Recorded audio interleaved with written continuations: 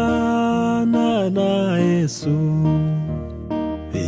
iteka mwijuru bidutera umunezero bikatwishimisha mwisi ndumushyitsi sinza. Mwese rero reka tubasuze cyane abakurikiye ibiganiro byacu aho mudukurikiye hose muri ikaze rero mu biganiro byacu by'uyu munsi. Gusa uyu munsi ni inkuru ibabaje cyane ariko nukuri tukaba dushima Imana ko kugeza aya masaha dukora iki kiganiro nta nkuru mbi yuko wari waguye muri iyi mpanuka yari yasohoka, kandi dusabe n'Imana ikomeze irinde abakomerekeye muri iyi mpanuka kugira ikomeze barinde nabo bavemo ari bazima. Ni inkuru yaje kare muri iki gitondo cyo kwa 21 Gashyantare, aho mu masaha ya saa 12:40 nashyira saa moya za mu gitondo imodoka yari ipakiye imbaho, ikamyoneti rwose yari iturutse mu karere ka Rusizi yerekeza mu mujyi wa Kigali, yaje kugonga imodoka ya minibisi yari iri mu cyapa iri gushyiramo abana, isanga aho yari iparitse iri gushyiramo abana, maze irayigonga ijya kuyihoberanya n'ibiti. Ku bw'amahirwe abantu batabara nta wari wagwa muri iyi mpanuka. Byose uko byagenze ni inkuru ihera mu karere ka Rusizi, aho iyi modoka yakoze impanuka yari iturutse, yari itwaye imbaho yagurutse kuwa 20 Gashyantare n'ubundi, aho yagurutse mu karere ka Rusizi masaha ajya gushira amasaa 6, aho yari izanye izi mbaho mu mujyi wa Kigali. Yari itwawe n'umushoferi Manirareba Hasani. Iyo modoka kandi yari ifite plaque ya RAH 156R, niyo yaje kugonga iyi modoka ya minibisi yari itwaye abana ibajyanye ku ishuri. Ubwo umugoroba wageraga bari bageze mu karere ka Kamonyi, iyi modoka yari ipakiye imbaho, maze umushoferi bivugwa ko abo bari gucommunicating bari yarazaniye imbaho nabo yarazipakiye baje kumuhamagara ntaze kwitaba telefone cyane, ariko bikaza kumenyekana ko yaraye ku mukobwa usanzwe ari inshuti ye bafitanye undi mubano wihariye hano mu karere ka Kamonyi n'ubundi. Mu kuharara nibwo yaje kuzinduka mu gitondo, ariko ikintu cyabaye gikomeye cyane ateye umujinya n'abantu ku buryo bamwe bashatse no kuba bakwihora gusa inzego z'umutekano zari zamaze kuhagera, maze baratabara, dore ko umushoferi avuyemo ari muzima n'abandi bari muri no modoka nabo bavuyemo ari bazima, cyane ko byose ubwo byabaga byatewe n'ubusinzi bukabije. Iyi mpanuka ubwo yari kimara kuba, bamwe mu bari bahari hari byinshi cyane badutangarije ku bijyanye n'uko iyi mpanuka yagenze.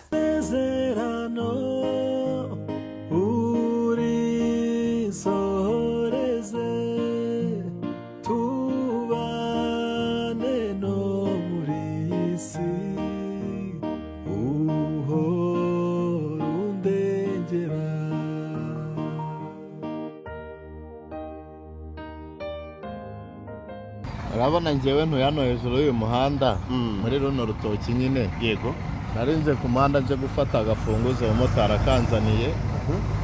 Nimara gufata agafunguzo nambutse umuhanda, hariho aho umumotari yari ahagaze, niho hari haparitse ako gahiyasi gapakiye kari gupakira abanyeshuri. Hari hamaze kugeramo abana 13. Yego, shoferi yaravuyemo arimo aricaza abana inyuma mu ntebe neza. ino modoka bakunda kwita ngo ni ibiyutongo y'ibinyacyangwe bikunda kuza bipakiye imbaho zino z'abashinwa nyine. yego izi modoka z'abashinwa yaturutse hano mu nkoto, amaze kuva mu nkoto yego kubera ibitotsi no kuba yasinze ava mu mukono yari arimo, asanga iyi hiyasi mu cyapa aho yari iri gupakirira abanyeshuri. yego niko gukubita iyo modoka ya hiyasi igenda iyisunika paka muri rino shyamba muri kubona. nuko byagenze, njye byabaye mbireba, ariko turimo twabonye abana bari bukomereke ku buryo bukabije, ari abana bagera muri 4. yego abandi yego bose bisa nkaho babajyanye kwa muganga, ariko 4 nibo bari buze kwangirikaho bikabije. hari bamwe mu bantu bari barahanga bavuze ko ushobora kuba ngo ari ubusinzi bukabije ku buryo uyu mushoferi yaranyweyemo inzoga nyinshi.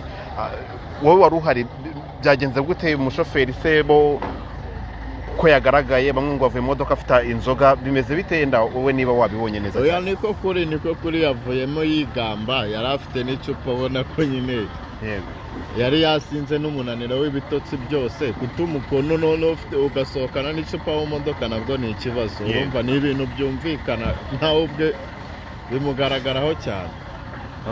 uko byagenze. urakoze cyane.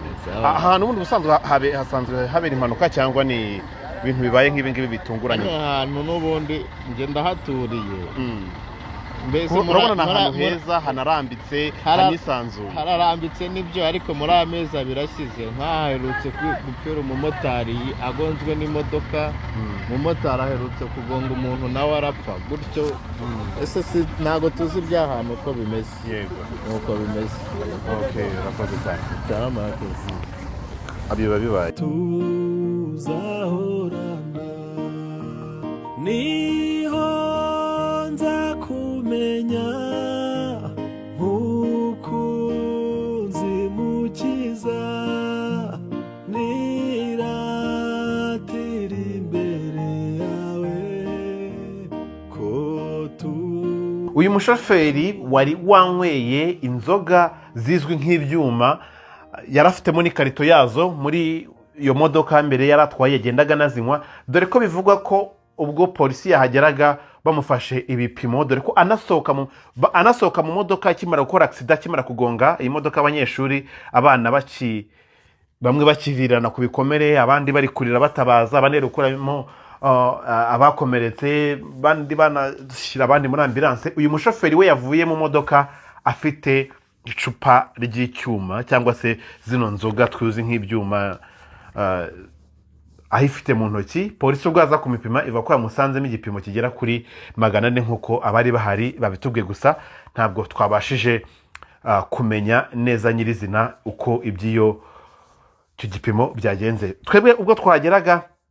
twagerageje gukurikirana amakuru agiye atandukanye y'uko byagenze, ariko bakaba n'abakomerekeye muri iyi mpanuka bagiye ku ishuri, kandi mu by'ukuri bagerageje gutabara, ariko abakomeretse cyane bagera kuri 4 mu bana 13 bari bahari. hakaba umushoferi wari utwaye imodoka we kuba yasimbutse uru rupfu ni ikintu gitangaje cyane, kwa kundi Imana ibikifiteho umugambi, dore ko ubwo we yaramaze guparika imodoka agiye gufasha abandi bana kwinjira mu modoka, nibwo iki gikamyo cyaturutse muri uyu muhanda umanuka werekeza muri aka gasantere n'ubundi ko mu nkoto winjira za Bishenyi, igeze hano hazwi ku gashyamba ka kabiri. akenshi hari igihe hakunda kuba hahagaze n'abapolisi, ariko hari hakiri mu gitondo ntabwo abapolisi bari bakahageze cyangwa se bari bahari kuri iyi nshuro.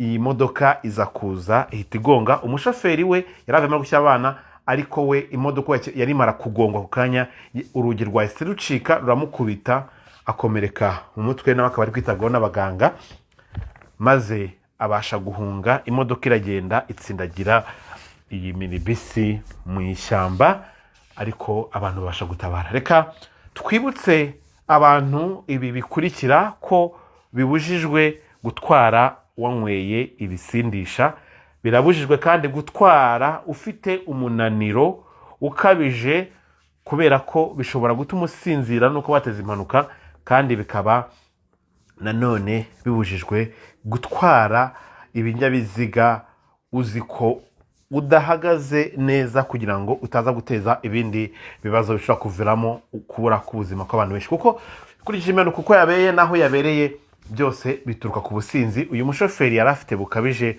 bwatumye asanga imodoka aho yari iri. Umuhanda wari mugari, nta kindi kinyabiziga yakwepaga, nta kindi kintu kiriho, ihita yisanga ahantu mu cyapa hanitaruye inyuma cyane, aho yaje kugongera iyi minibisi yari irimo bano bana. Kubw'amahirwe Imana igakinga akaboko, kandi tuyisaba ikomeze inarinde abakomeretse kugira ngo bose baze kuza gukira, kandi dufatikanye gushima Imana ko yatabaye mu buryo nk'ubu bukomeye cyane. Ariko bumwe mu bantu baturiye aha ngaha nawe wanaduhamirije muri aya makuru ko ahantu n'ubundi hasanzwe kuva uyu mwaka watangira amezi agiye kuba 3 hamaze gupfira abantu 2. Hari umuzungu wahagongeye umumotari ahita apfa ako kanya, hakaba kandi hari n'undi wahagongeye nanone undi umumotari, umugenzi nawe akahita yitaba Imana. Ni inkuru zibabaje cyane, ariko dukomeze tubabwire ngo mukomeze mukomere kandi musengere abana kugira ngo byose bikomeze kugenda neza, baze gukira kandi tubashe guhamya kugira neza kw'Imana. Turabakunda cyane.